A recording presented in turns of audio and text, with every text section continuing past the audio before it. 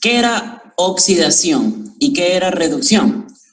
Anteriormente se conocía al término de oxidación a la combinación de un elemento que tenía con el oxígeno, un concepto básico. Y reducción era la pérdida del oxígeno. Por ejemplo, cuando ustedes dejan un trozo de hierro a la intemperie, este va a estar en contacto con el oxígeno y ahí se va a producir lo que es el óxido férrico, con una típica coloración rojiza, ¿no? Un hierro oxidado. Otro ejemplo, tenemos al carbono y el oxígeno.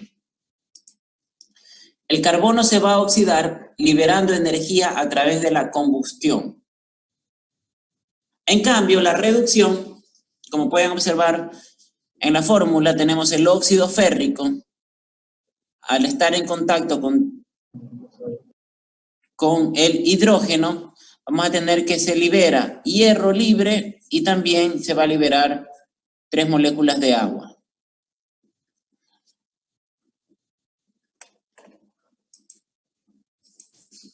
Actualmente, la oxidación significa que la molécula va a perder electrones, pierde electrones.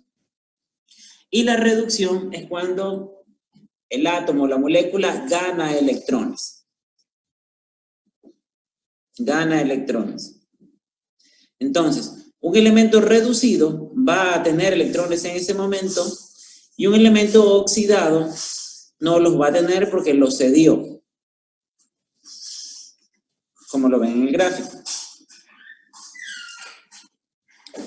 Desde el punto de vista químico, podemos decir que en la oxidación va a haber ganancia de oxígeno, pérdida de electrones y pérdida de hidrógeno. Y en la reducción va a haber pérdida de oxígeno, ganancia de electrones y ganancia de hidrógeno.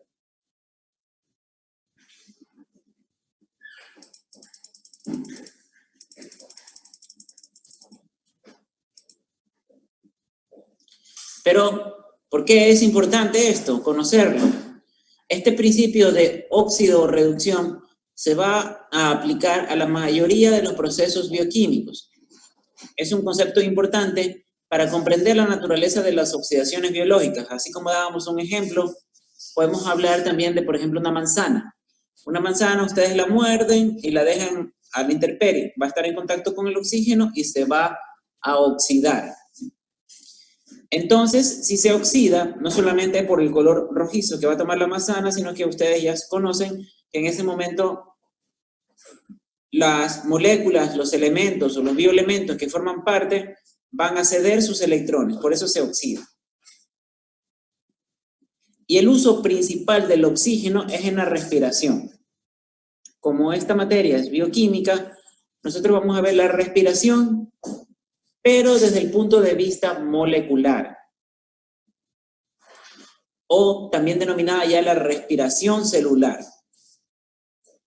que es el proceso mediante el cual las células, acuérdense, bioquímica, siempre vamos a ir al nivel celular.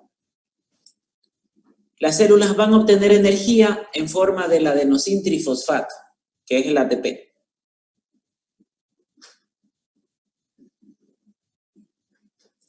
Pero este estrés oxidativo también puede provocar un daño celular y del ADN, que normalmente también implica lo que es el envejecimiento, el proceso de envejecimiento celular. El estrés oxidativo puede ser llevado a cabo por otros mecanismos también que van a influir, las radiaciones ionizantes, el tabaquismo, el proceso de las industrias, la emisión de rayos ultravioletas, los procesos inflamatorios, como mencionábamos, la luz ultravioleta, el metabolismo per se, también van a generar un estrés oxidativo que va a producir peróxidos. Y estos peróxidos también van a atacar a las células y hacen el proceso de envejecimiento, ¿no? ¿Cuáles son las enzimas que intervienen en estos procesos? Estas enzimas se denominan óxido-reductasas. Obviamente, por el nombre, ustedes ya conocen igual los procesos de nomenclaturas de las enzimas, donde fue descrito por la Unión Internacional de Químicos y Biólogos Moleculares. Entonces, como estos participan en procesos de óxido-reducción, el sufijo asa, entonces son unas óxido-reductasas. Catalizan reacciones de óxido-reducción. En esta representación podemos ver dos elementos, un elemento A y un elemento B. El elemento A, en la primera porción de la reacción, la primera parte de la reacción, se va a encontrar reducida.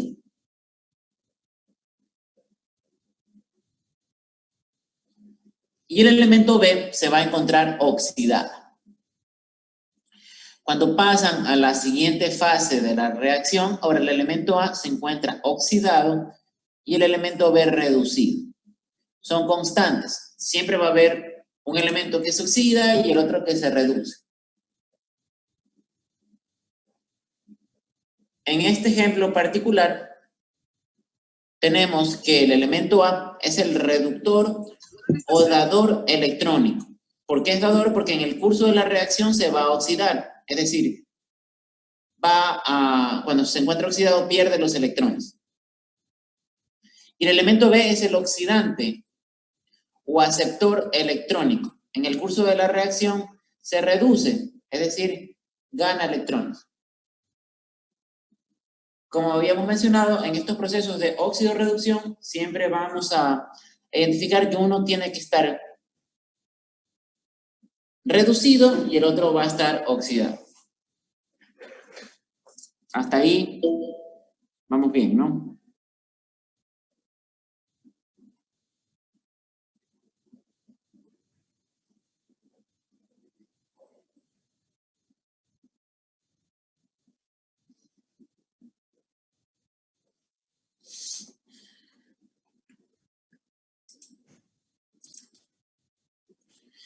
Estos procesos de óxido-reducción son muy exergónicos, es decir, pueden liberar bruscamente energía.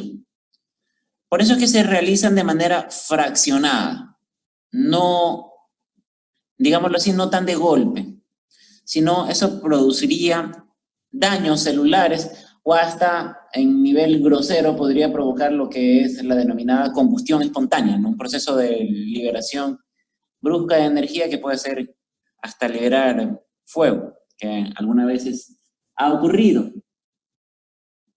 Entonces, para que la célula pueda aprovechar esta energía y no se libere energía bruscamente que simplemente se va a desperdiciar, lo va a hacer de forma fraccionada. Y así, esta energía se va utilizando. Para esto es necesario que haya un equilibrio en el metabolismo. Ustedes saben que el metabolismo está conformado por procesos anabólicos y procesos catabólicos. Los procesos anabólicos van a transformar compuestos simples en complejos y requieren energía. Los compuestos degradados se reducen y los cofactores se oxidan. En el catabolismo se transforma compuestos complejos en simples. Se libera energía. Los compuestos degradados se oxidan y los cofactores se reducen.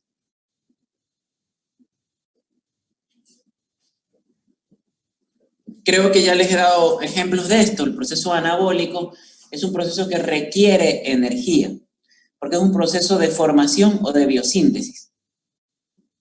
Siempre les pongo el ejemplo de construir una casa o un edificio. Van a requerir mucha energía para cargar los bloques e ir armando los pisos, etcétera, las paredes. En cambio, un proceso catabólico es un proceso de destrucción. Se transforman los compuestos complejos en más simples. Y acá el ejemplo sería la detonación del edificio. Se les pone una bomba y se destruye, ¿no? Hay un proceso catabólico. pero como le colocaron una bomba, va a liberar energía. Es decir, es un proceso exergónico. Entonces, hasta ahí está claro los procesos anabólicos y catabólicos, ¿no? Ahora ya con todas estas generalidades lo vamos aterrizando a los procesos biológicos como tal. Aquí tenemos un ejemplo de un proceso de la glucólisis, que posteriormente vamos a ver la glucólisis por fases.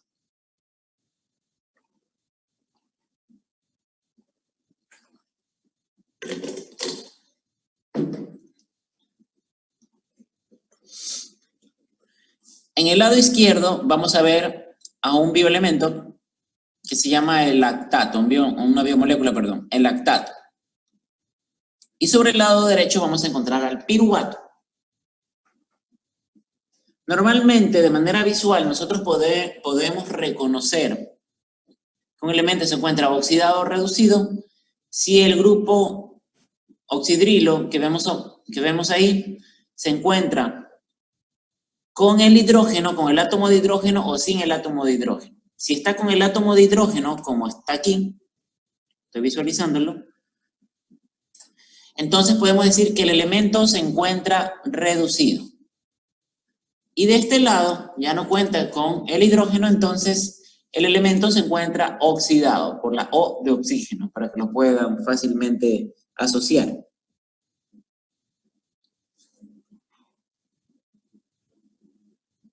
Para que se lleve a cabo el proceso, va a requerir de una enzima.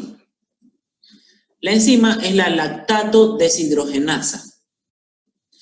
Pero además de una enzima, va a requerir de unas coenzimas, el NAD y el NADH. Las mismas coenzimas también van a estar en su versión oxidada y su versión reducida.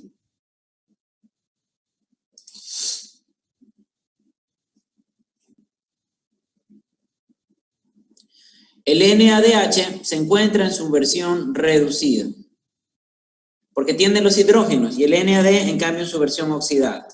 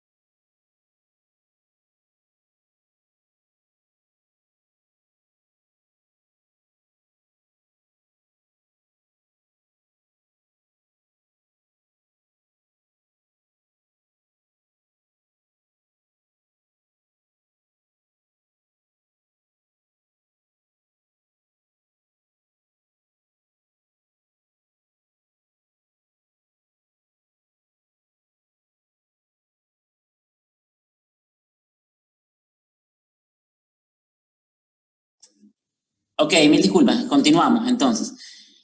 Entonces, del lado izquierdo encontramos al lactato, que se encuentra reducido y va a pasar hacia el lado derecho a piruvato, en la cual se va a transformar a un elemento oxidado. Para esto requiere una enzima y una coenzima. La coenzima también se encuentra de una parte de la molécula oxidada y de la otra parte reducida. Entonces, este lactato que se encuentra reducido participa con la coenzima que se encuentra oxidada.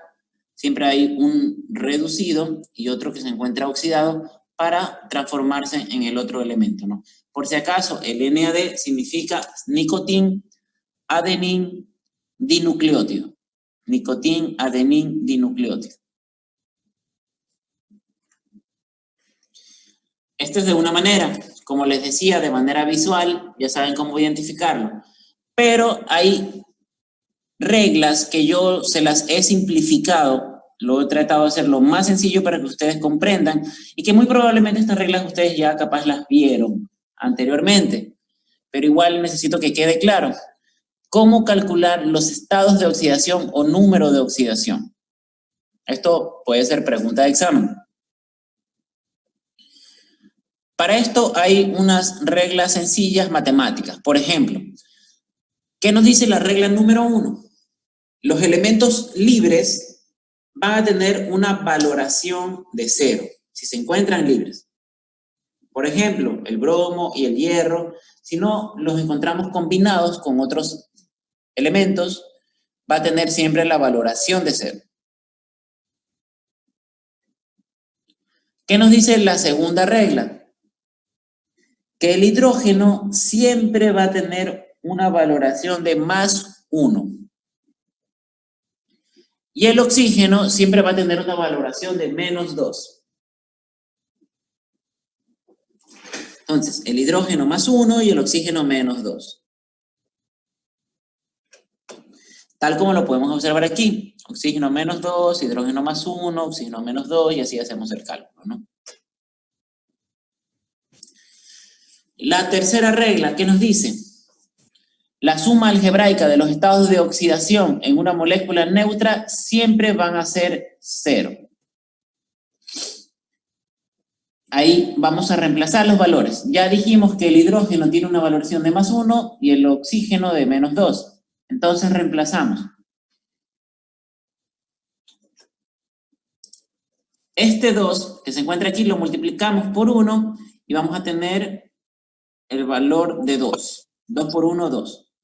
El oxígeno sabemos que es menos 2. Y cuando no hay número aquí, sobreentendemos que tiene una valoración de 1. Entonces, menos 2 por 1, vamos a tener el valor de menos 2. Más 2 menos 2 igual 0. Entonces, se cumple el principio, ¿no? La suma algebraica de los estados de oxidación, una molécula neutra, siempre son 0. En cambio, en un ion poliatómico es igual a la carga del ion. En el caso del ion oxidrilo, tiene una carga negativa, entonces siempre va a ser el mismo valor. De igual manera, reemplazamos menos 2 más 1, menos 2 por 1, menos 2, y más 1 por 1 igual a 1, total de la molécula menos 1, el número de oxidación. Esa es la tercera regla.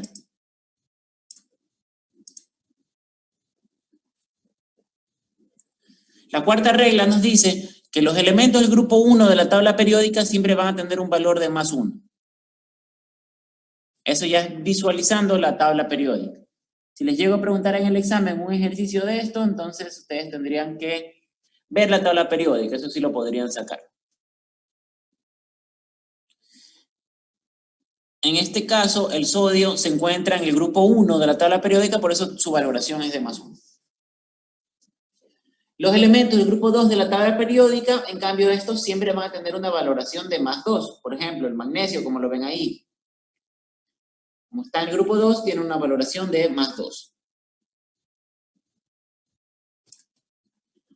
Ahora, con lo anteriormente expuesto, ¿quién me puede decir cuáles son los números de oxidación? ¿Y quién se oxida y quién se reduce en este ejercicio?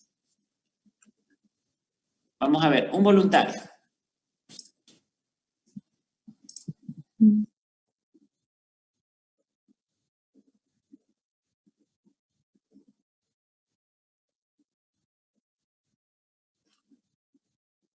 Uno por uno, no todos a la vez, porque eso va a hacer colapsar el internet.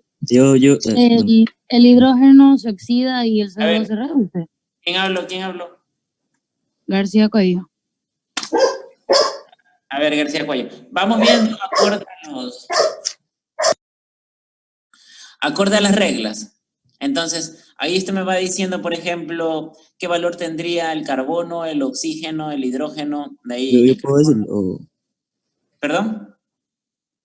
No sé quién está participando. A ver, dale. Gracias. ¿quién va a participar? ¿David Cuadrado o...? David. A ver, según las reglas, el carbono trabajaría con más 4 y el oxígeno con menos 2 para que el compuesto dé igual a 0. Tiene que dar 0 porque ahí decía que un compuesto, no me acuerdo el nombre, pero siempre estos tipos de compuestos tienen que dar a cero. Y como por ejemplo el hidróxido se da 1 negativo. Pero este tiene que dar cero, entonces el carbono entonces tenía que trabajar con +4, el oxígeno con -2, que siempre trabaja con -2, y ahí daría +4, -4, porque se multiplica por el 2 de aquí, sería igual a 0. Y el hidrógeno trabaja con, ¿cómo se llama? Como decía que un libre trabaja con 0, o sea, equivale a 0, sería 0. Ya. Y al otro lado tendrían que darle lo mismo, porque tiene que estar equilibrado. ¿Cuánto sería el carbono ahí? Aquí el carbono trabajaría con, como aquí se oxida, aquí se reduce, me imagino que con -2 también. O no, con +2 y aquí -2 y dan a 0. Y aquí mismo, aquí el hidrógeno trabaja con -1 y el oxígeno con, no, perdón, al revés, con +1 y el oxígeno con -2 y aquí da 0 también. De estaría equilibrada, balanceada. Ya, solo el carbono y el oxígeno, como el monóxido, ¿cómo lo dijo? Que lo dijo muy rápido, entonces no. Pero el de la parte del resultado, el Sí, de, del resultado. el carbono trabajaría con +2 y el oxígeno con -2. Ya, ok. Gracias, David. Gracias. ¿Alguien más? ¿Todos están de acuerdo? ¿O alguien dice lo contrario?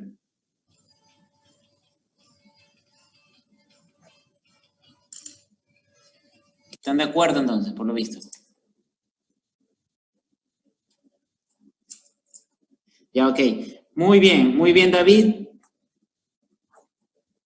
Lo dijo excelente, esto es una clase positiva, entonces, tal como lo mencionó, vamos a ver en la siguiente. Por si acaso, ¿sabe cuál se oxida y cuál se reduce? David, usted mismo, por si acaso. No es necesario que lo sepa, pero... La verdad es que nunca fui bueno con el método de redox, pero creo que si el que se oxida, o sea, en este caso sería, perdón, el que se reduce, es que siempre me enredaba con eso bien.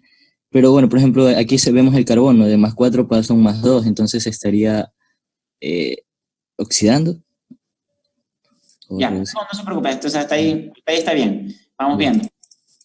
Entonces le voy a explicar. Lo que habló su compañero, hizo el cálculo de los números de oxidación en base a las reglas que mencionamos anteriormente. Muy bien. El carbono, +4, porque ya sabemos el valor del oxígeno, que es -2. +2 por -2 ya tenemos el valor de -4. Entonces, ahí calculamos +4 para ese equilibrio. El hidrógeno, siempre dijimos que los elementos que se encuentran en estado libre van a tener una valoración de 0. Queda ahí. Y para el otro lado sabemos que el oxígeno tiene -2, entonces para equilibrar los +2, y acá simplemente se reemplazan los valores con las fórmulas, con las reglas que vimos anteriormente, oxígeno -2 y +1 y también el valor de 0. La primera parte, muy bien. Para calcular cuál se oxidó y cuál se redujo, lo que tienen que hacer es fácil. Lo pueden hacer de dos maneras. Lo pueden calcular mentalmente o pueden hacer este punto que está acá. Primero, antes que nada, tienen que escoger de la fórmula cuáles elementos cambiaron de número de oxidación. Aquí tenemos la fórmula y ahora, ¿cuáles de esos elementos cambiaron sus números de oxidación? A ver, ¿alguien más que opine? Serían el hidrógeno y el carbono. ¿Ya? El carbono y el hidrógeno. Sí. Exacto. Muy bien. Entonces, ¿quién es? ¿Quién habló? Javier Franco. Okay.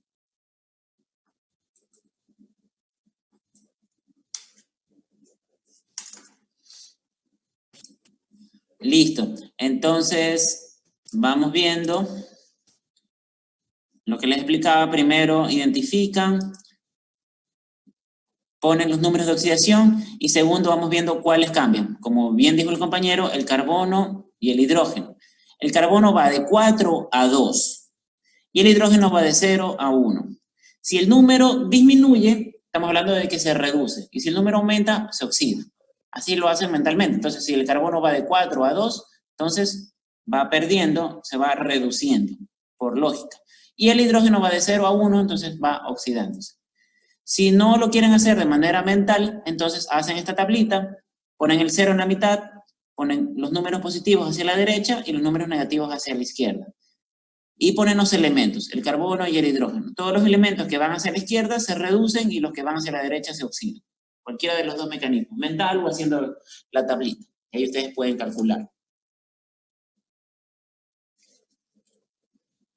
¿Ya? Entonces continuamos. Esto es básico para que puedan comprender lo que vamos a ver posteriormente, ¿no? Ya en procesos metabólicos, donde hablamos de elementos oxidados, elementos reducidos, entonces ustedes ya tienen una idea clara de lo que es. De ley tenían que empezar por esta parte. Ahora, ya que conocemos todo el contexto de calcular los números de oxidación, qué es reducción, qué es lo que ocurre, cómo se calculan, entonces podemos entender la importancia del proceso de oxidorreducción. Así tenemos que las biomoléculas que nosotros ingerimos a partir de la dieta también pueden oxidarse y reducirse. Por ejemplo, las grasas. Ustedes van y se comen las hamburguesas que ahora ya no pueden comer ahí abajo de las carretillas. Esas grasas, obviamente, la unidad estructural de los lípidos, ustedes ya conocen muy bien, son los ácidos grasos. Y los ácidos grasos, para oxidarse, van a requerir un proceso que se denomina beta-oxidación. Y esto va a ocurrir en la mitocondria. Para poder generar energía, la energía que es necesaria para ejecutar todas las actividades. La glucosa, en cambio, esta se va a oxidar mediante un proceso denominado glucólisis, que lo veremos, creo, la próxima clase. Y esto va a ocurrir en el citoplasma, a través de una serie de procesos, aproximadamente 10 fases, ¿no? 10 pasos.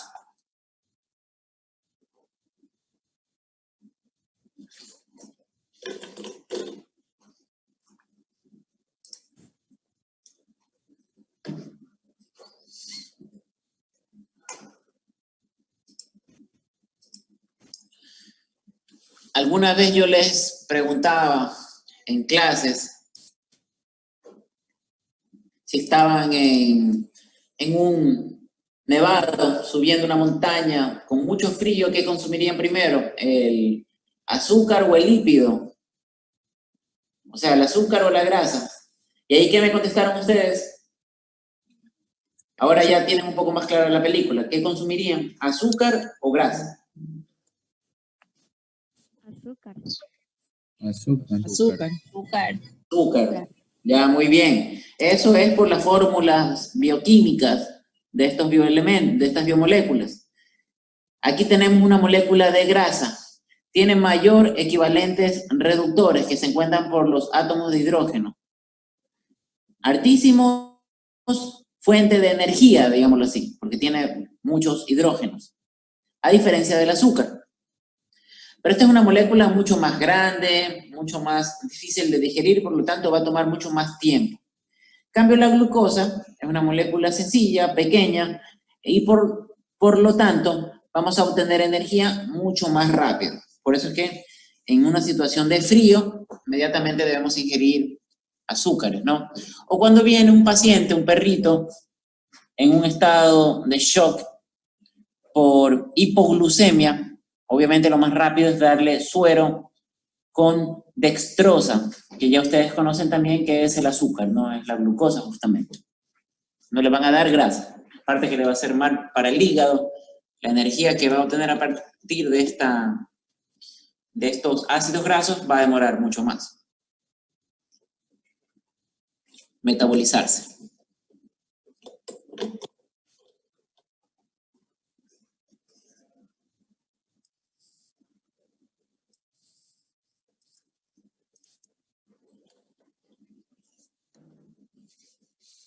El ATP, que es el adenosín trifosfato y es el producto final de estos procesos de oxidación, es muy importante. Siempre vamos a hablar de ATP a cambio química. Porque es nuestra moneda energética. La utilizan para caminar, para correr, para estudiar, en procesos físicos, metabólicos que van a requerir energía. Por eso es las contracciones musculares, la producción de ácido clorhídrico por parte de la mucosa gástrica, secretar hormonas, translocación de transportadores en las membranas celulares, generar impulsos nerviosos. Cada impulso nervioso requiere ATP. También vías metabólicas como la glucólisis, producir proteínas, duplicar el material genético, el material celular, todo esto requiere adenosíntrifosfato. Y el funcionamiento de las ATPases, que sirven como bombas de potasio, de sodio, para el equilibrio de estos iones, ¿no? Y de las cargas positivas y negativas de las células. Entonces ya sabemos que esto es nuestra moneda energética.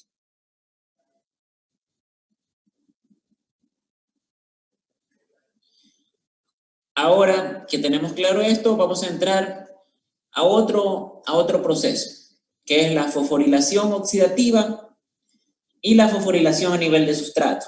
En algunas vías metabólicas también lo vamos a mencionar, por ejemplo, en el ciclo de Krebs, en la glucólisis, vamos a ver claramente cuál es la diferencia entre la fosforilación oxidativa y la fosforilación a nivel de sustrato. Aquí está un cuadrito que es muy explícito. La fosforilación oxidativa va a necesitar de un paso que se denomina transportadora de la cadena de electrones o la cadena respiratoria. Es un proceso más complejo y va a utilizar una enzima que se denomina la enzima ATP sintasa. Es un proceso netamente de óxido-reducción.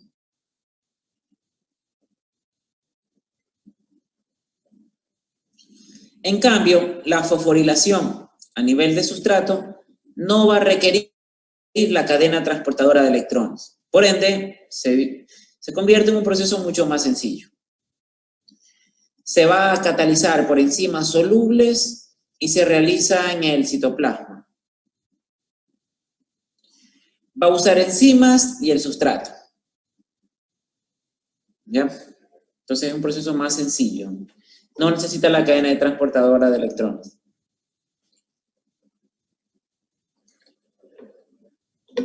Pero, ¿qué es la cadena transportadora de electrones que estamos hablando? Vamos a ver también qué es la cadena transportadora de electrones. Para eso, lo podemos observar en la siguiente parte de la clase. Tiene varios nombres. Cadena respiratoria, cadena transportadora de electrones o fosforilación oxidativa. Se lo puede conocer como cualquiera de los tres nombres. Cadena respiratoria, cadena transportadora de electrones o fosforilación oxidativa.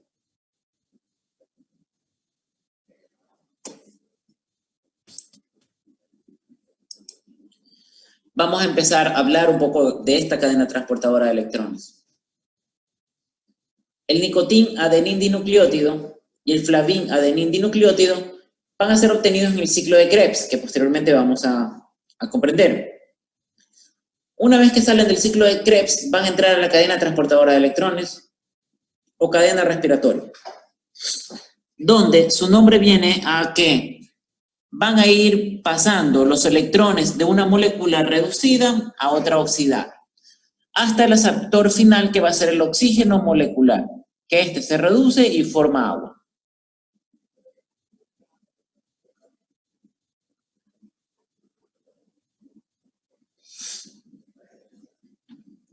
Esta es la primera parte .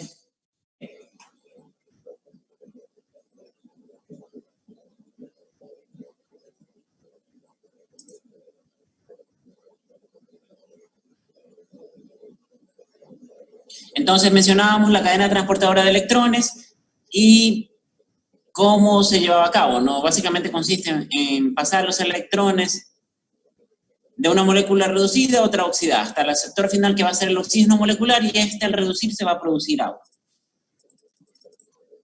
¿Cuáles son los componentes que van a participar? Vamos a tenerlos como transportadores de electrones,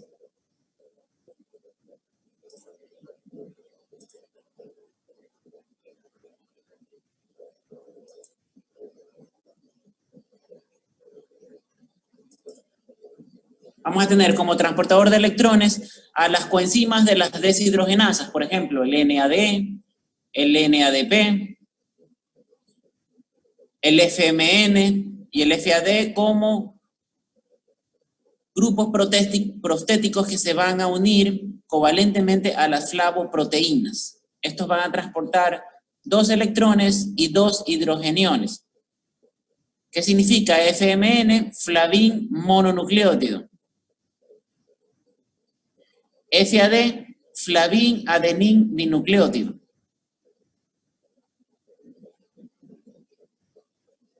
Ya dijimos el nicotín adenin dinucleótido arriba y el nicotín adenin dinucleótido fosfato, hablando de lo que es el NAD y el NADP. Adicional a estas coenzimas hidrosolubles, también vamos a encontrar la participación de las quinonas. Quinonas, enfocándonos a la coenzima Q y la ubiquinona, que estos son transportadores en medios no acuosos, es decir, en la membrana.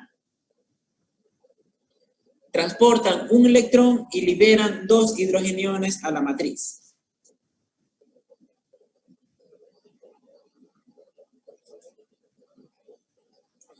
Citocromo B, C, citocromo C1, A y A3. Estos son proteínas que van a tener el grupo prostético hemo y van a transportar solamente un electrón. Las proteínas ferrosulfuradas, como su nombre lo indica, son proteínas de hierro que van a estar asociadas a los átomos de azufre. Estos van a transferir un electrón por oxidación o reducción del hierro.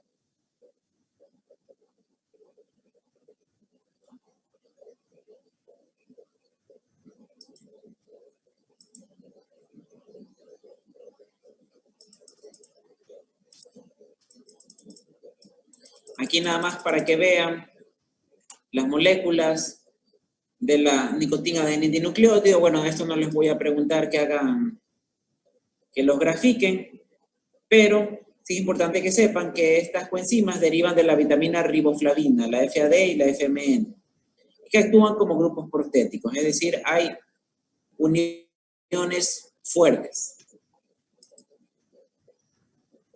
Otros transportadores de electrones, la ubiquinona y la plastoquinina, estos van a transportar electrones ubicándose en un medio apolar de las membranas, es decir, en la parte lipídica.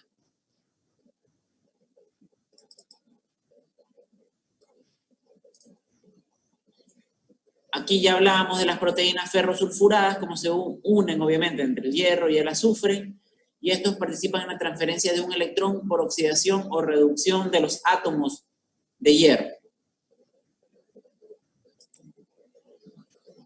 Y también cómo pueden visualizarse la estructura de los citocromos.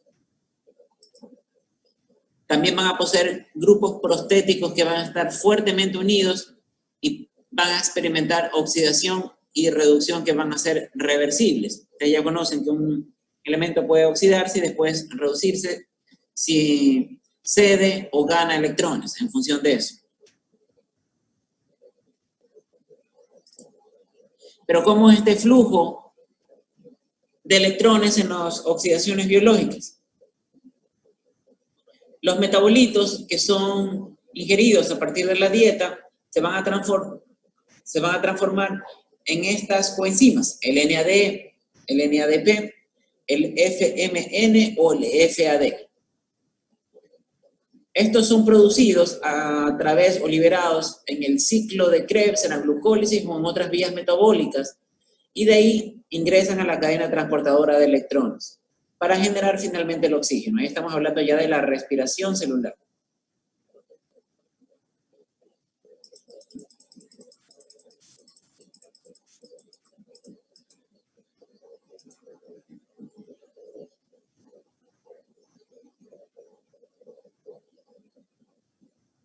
La mitocondria.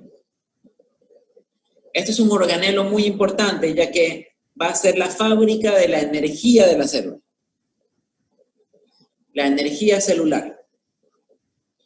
Ahí es donde se va a llevar a cabo el transporte de electrones y la fosforilación. Además de que ustedes conocen que el ciclo de Krebs también se lleva a cabo.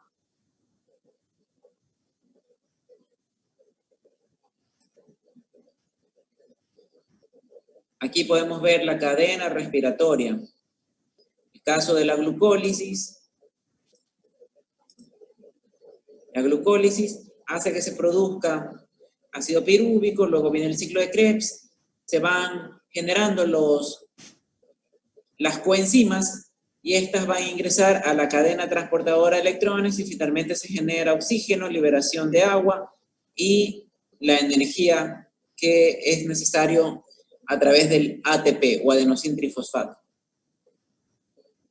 Acá también, en cuanto a la localización, vamos a tener la mitocondria, la matriz mitocondrial y las crestas mitocondriales. La glucosa, a través de la glucólisis se produce el ATP y se van generando, desprendiendo lo que son el piruvato que ingresa al ciclo de Krebs y también produce energía. Y la glucólisis, también se generan las coenzimas que posteriormente van a la cadena transportadora de electrones y produce ATP. Explicado de algunas maneras, teórica y con gráficos también. Y luego vamos a ver una manera adicional.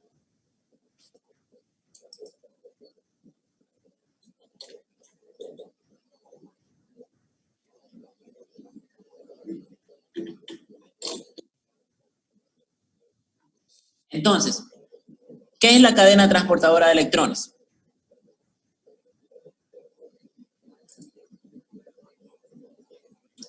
Como su nombre lo indica, son una serie de transportadores de electrones que se encuentran en la membrana interna de la mitocondria.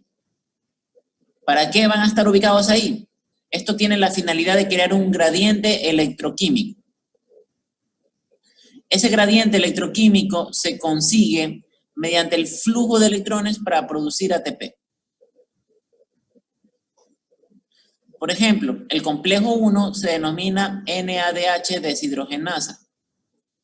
El complejo 2 es el succinato deshidrogenasa. El complejo 3, también denominado citocromo BC1. Y el complejo 4, llamado citocromo. Entonces, estos son los 4 complejos que forman parte de la cadena transportadora de electrones.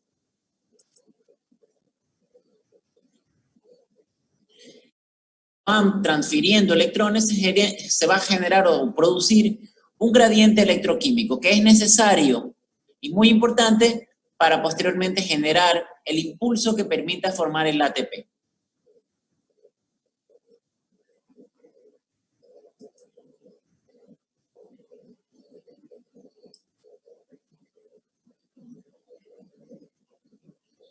Acá, de igual manera, los voy a explicar, como le digo, teóricamente, en gráficos como lo hemos visto, y finalmente con una herramienta audiovisual.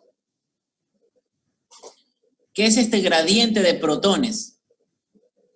El nivel energético, es decir, la energía que se va a producir por esta cadena transportadora de electrones, va a ser necesario para que las bombas de protones puedan translocar o enviar protones desde la matriz de la mitocondria al espacio intermembranoso.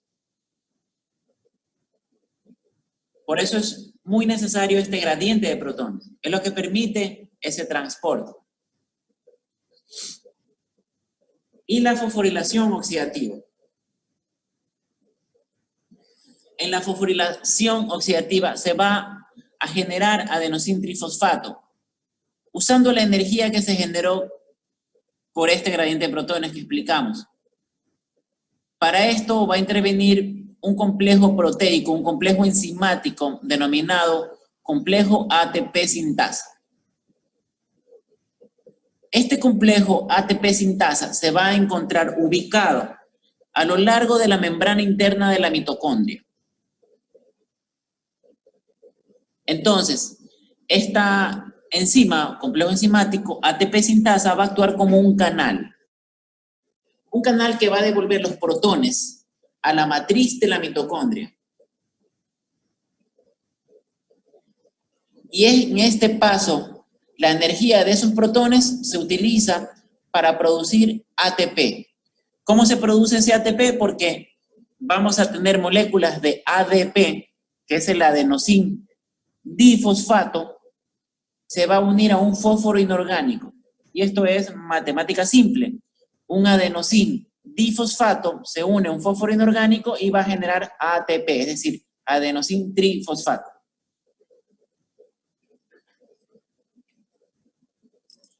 Eso es en la parte teórica.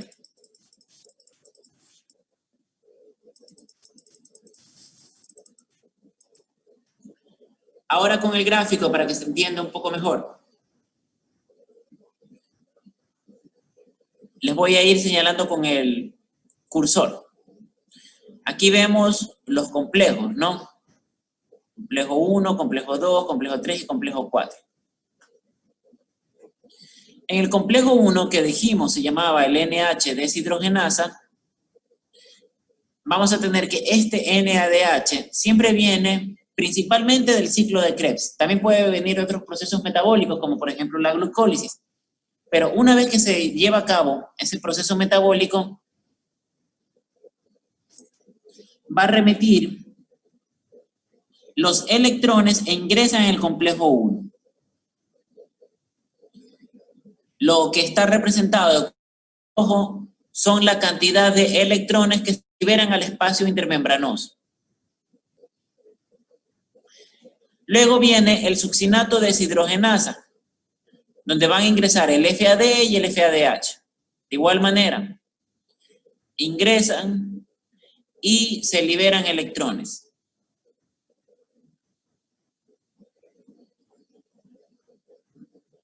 Estos electrones van a ser transportados, como vimos anteriormente, por la ubiquinona o la coenzima Q. Lo transportan del complejo 2 al complejo 3.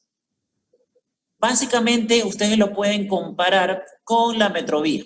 Este, digamos que es un alimentador de la metrovía que une de una parada a la otra. ¿Ya? Entra el complejo 3, se liberan protones y se transportan al complejo 4 más electrones. Aquí, como vemos, hay una gran cantidad de protones que van a generar la fuerza protomotriz, por eso se denomina así, de protones, y motriz que permite el movimiento, ¿no? Movimiento de estos hidrogeniones que se encuentran en el espacio de la intermembrana. Por eso es que esta es la mitocondria. Y aquí se representa el espacio de la intermembrana y acá es la matriz mitocondrial. Estos ingresan al complejo enzimático ATP sintasa y remueven los protones que se encuentran en el espacio de la intermembrana a la matriz mitocondrial.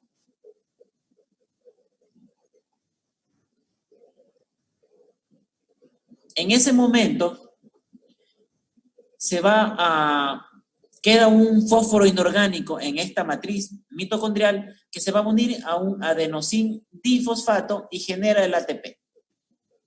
El momento que se genera el ATP es cuando se produce la fosforilación oxidativa.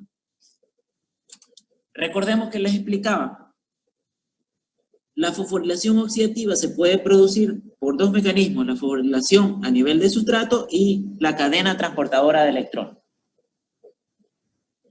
Entonces el ATP, cuando se produce a través de la cadena transportadora de electrones, es necesario que se lleve a cabo todos estos procesos. Es un poco más largo, pero se obtiene una gran cantidad de energía. Solo para complementar, el espacio de la intermembrana tiene más átomos o hidrogeniones, más átomos de hidrógeno o hidrogeniones, por ende se va a volver más ácido este espacio. Entonces, se va a tratar de equilibrar la parte ácida que está acá saturada para generar un gradiente electroquímico.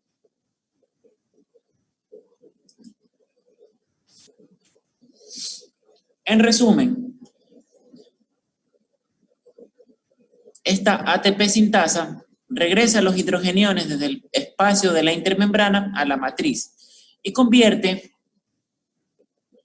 el adenosín difosfato, Di de 2, más el fósforo inorgánico, por eso es 2 más 1, y genera ATP,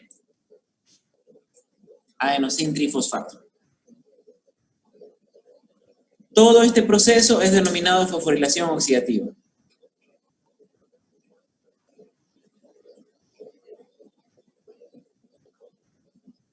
fosforilación oxidativa, cadena transportadora de electrones o cadena respiratoria. ¿Está claro por ahí? ¿Alguna duda? ¿Alguna pregunta?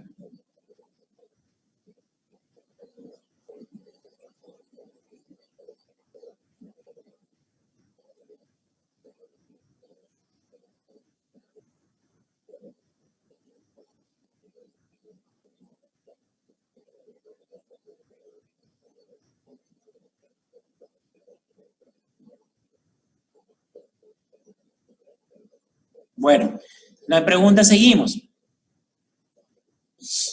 Entonces, la transferencia electrónica es un proceso que ocurre en la mitocondria, como ya hemos mencionado, a través de una serie de transportadoras de electrones, que es la cadena respiratoria. Estos van llevando los electrones desde los cofactores reducidos, que son el NADH y el FADH. Estos van llevando ahí sus electrones, por eso es que están reducidos, hasta el oxígeno. Durante la transferencia de estos electrones desde el NADH o el FADH hasta el oxígeno, se va a generar un flujo de hidrogeniones que se van a encontrar en el espacio intermembranoso. Este de aquí genera una fuerza protomotriz que acaba con el resultado del ATP mediante la fosforilación oxidativa, que es lo que hemos visto, y esto constituye la fuente más importante de ATP en los organismos aerobios.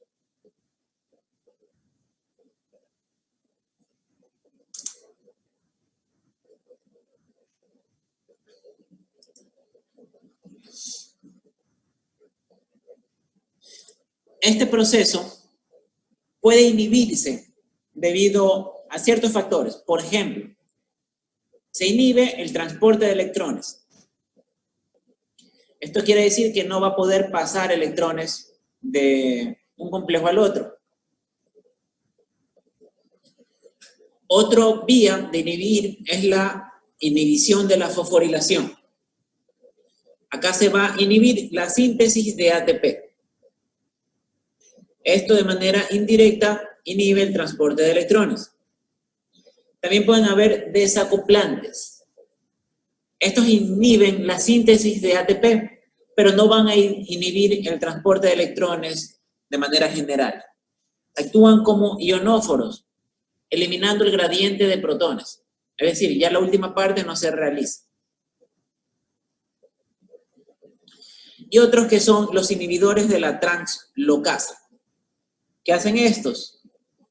Estos van a inhibir la entrada del del ADP y la salida del ATP desde la mitocondria. Entonces se queda atrapado.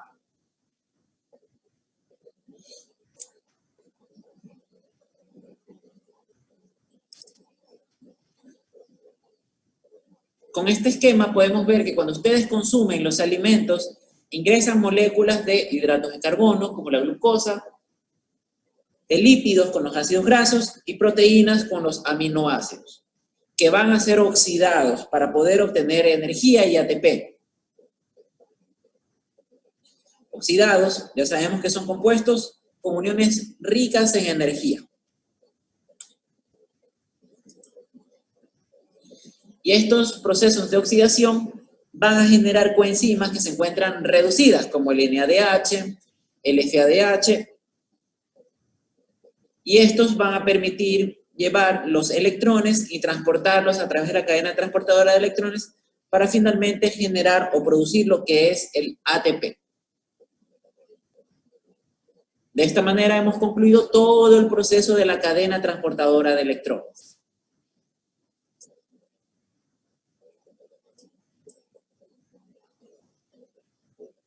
Ya saben dónde se localiza, quiénes intervienen. También conocen la diferencia entre fosforilación oxidativa y fosforilación a nivel de sustrato. Hemos visto la oxidorreducción. Hemos avanzado bastante el día de hoy con la clase. Pero antes de terminar, me gustaría que vean un video breve, sencillo, donde podemos observar cómo ocurre este proceso a nivel molecular.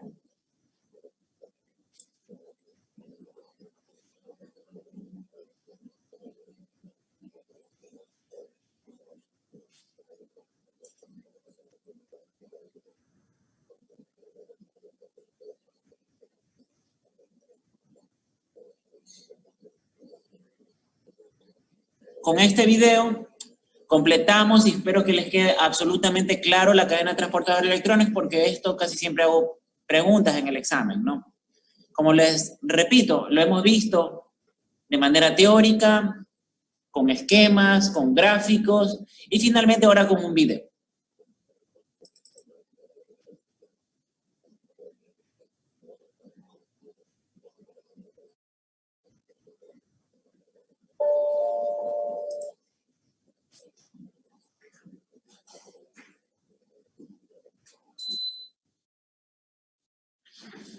Antes que nada quiero comprobar si ustedes pueden oír el audio del video. Voy a hacer una prueba y me dicen si escuchan o no escuchan.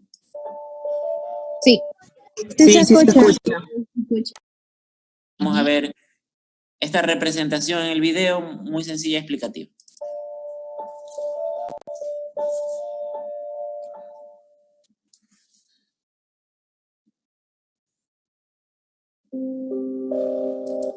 La cadena transportadora de electrones, ¿no?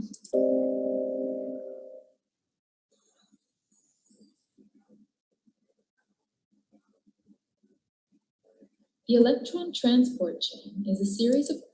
Ya, entonces, lo que les está haciendo es una breve introducción de la cadena transportadora de electrones, que como ya vimos nosotros, es una serie de complejos proteicos que se van a encontrar en la membrana mitocondrial, ¿no? protein complexes embedded in the mitochondrial membrane. Electrons captured from donor molecules are transferred through these complexes. Entonces, estos electrones van a ser capturados a través de moléculas donadoras, como por ejemplo las coenzimas que vimos, ¿no? El NAD, el FAD. Y van a ser transferidos a través de este complejo. Coupled with this transfer is the pumping of hydrogen ions. This pumping generates the gradient used by the ATP synthase complex to synthesize ATP. The following complexes are found in the electron transport chain. The following complexes are found in the electron complex to synthesize it. Entonces, esto va a ser transferido a través de la bomba de iones de hidrógeno que vimos, era la última fase, la enzima, la ATP sintasa, ¿no? Esta bomba va a generar el gradiente electroquímico que es utilizado por la enzima ATP sintasa para sintetizar lo que es el ATP a partir del adenosín difosfato. The following complexes are found in the electron transport chain. NAD. Aquí vamos a hacer un reconocimiento de los elementos que participan, ¿no? Mucho más fácil, aparte de lo que he explicado, es para que ustedes, viendo el video, sea mucho más sencillo de captarlo, ¿no? Y ya van construyendo la imagen a partir de la información teórica que recibieron.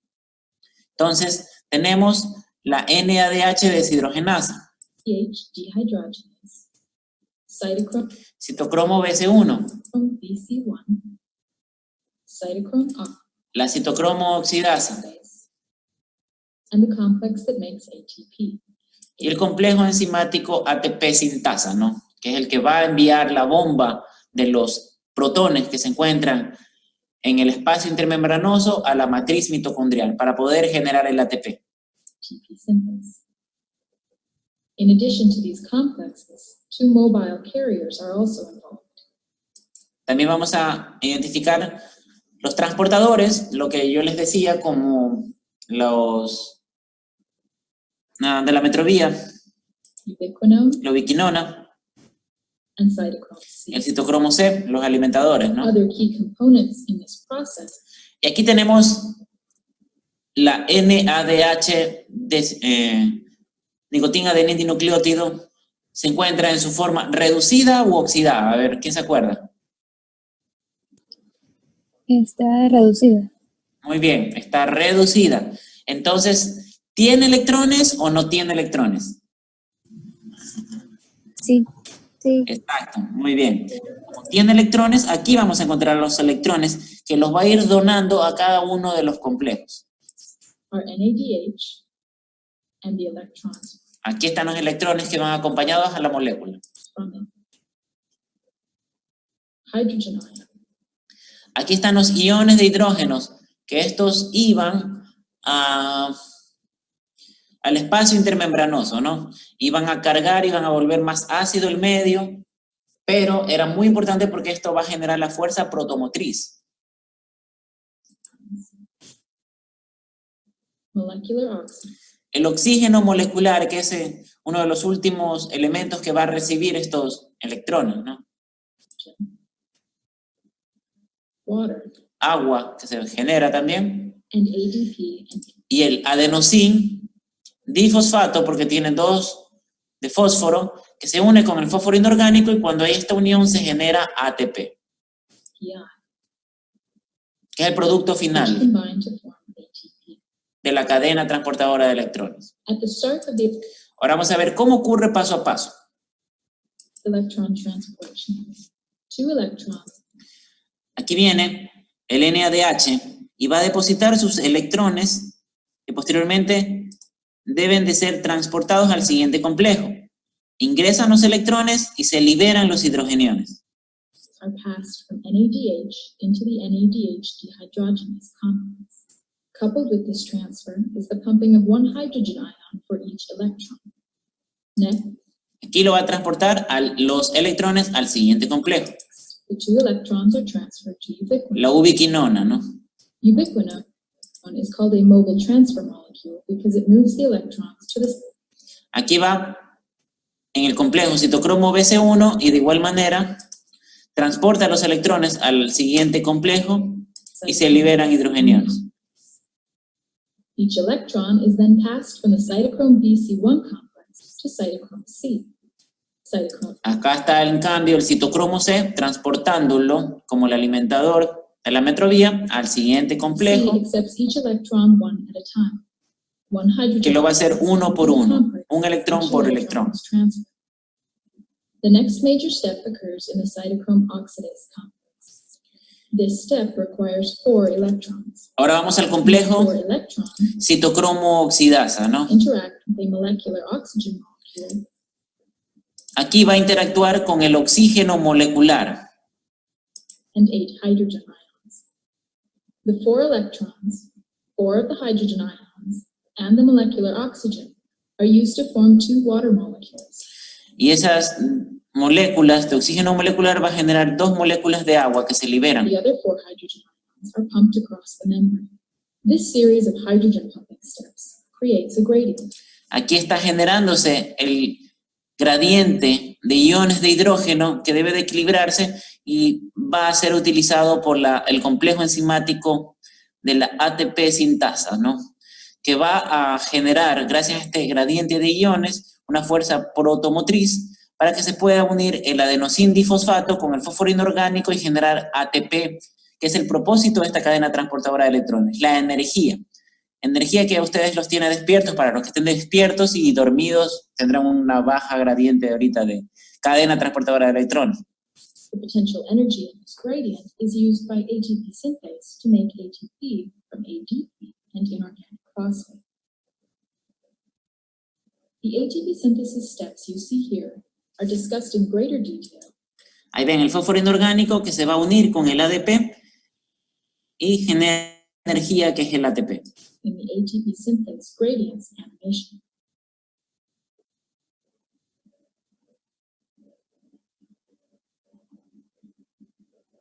This animation illustrates 2 full cycles of electron donation. In biological systems, however, many electron transport cycles occur simultaneously, helping to ensure that the proton gradient is always maintained. Así que este proceso ilustra la parte teórica que hemos visto. Creo que les va a ayudar a comprender de esta manera, es mucho más claro. ¿Les pareció más útil con el video? ¿Quedó un poco más claro la explicación? Sí. Ya, perfecto. Entonces, si no tienen ninguna duda, ninguna pregunta, nos vamos a quedar hasta aquí.